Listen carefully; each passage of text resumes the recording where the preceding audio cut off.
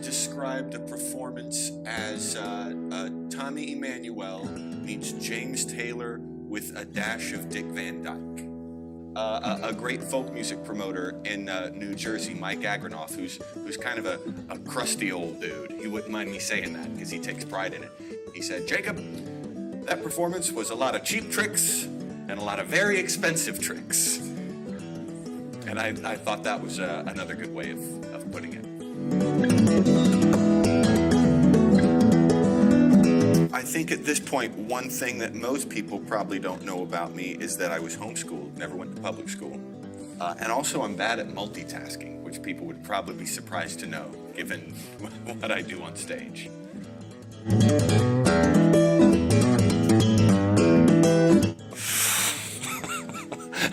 I have no idea, man.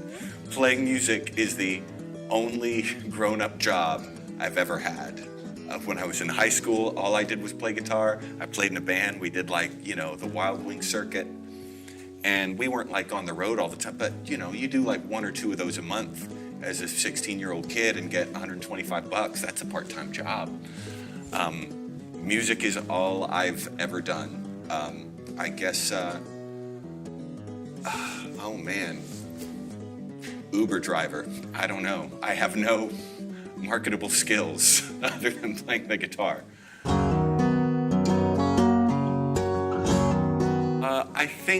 I think people should be politically active.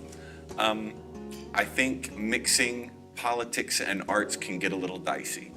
I think that it's good for art to make people think, but I think it's bad for art to tell people what to think. And I think that's the really dicey line between art that maybe has political undertones and, propaganda, which is not cool. My contribution to that is giving people a shared experience and reminding people that we have more things in common than things that we disagree on. Kept the uppies all staring. Get out and go see shows and encourage other people to go see shows. Greenville's a great city and there's a lot of cool stuff happening here.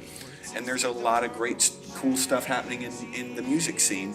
But as much as the city is growing, the scene isn't growing. There's still cool stuff happening, but there's not, I think, more cool stuff than was happening 8 or 10 years ago when the city was a lot smaller. So I think we got to keep going out to shows, and we kind of have to keep, spreading the word about stuff. Let people know what's going on,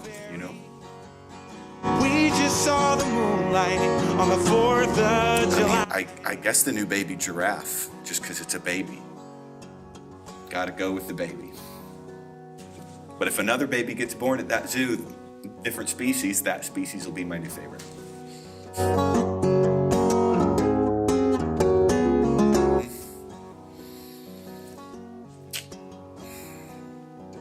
My go-to answer is Arrested Development, but it did come back, I think, man, what else has gone away that should have stuck around? I will always watch any new season of Curb Your Enthusiasm. Look away, look away, look away, Dixieland. My guitar's name is Widowmaker. A lot of musicians give their instruments names that make it sound like it's a leggy blonde or something. But, this is my second Takamine, and they make a nice guitar. They play really well right off the shelf. I haven't had anything special done to it. I wore a hole in it, but that was just from hours and hours and hours of playing. That wasn't an aesthetic choice necessarily. My guitars aren't precious.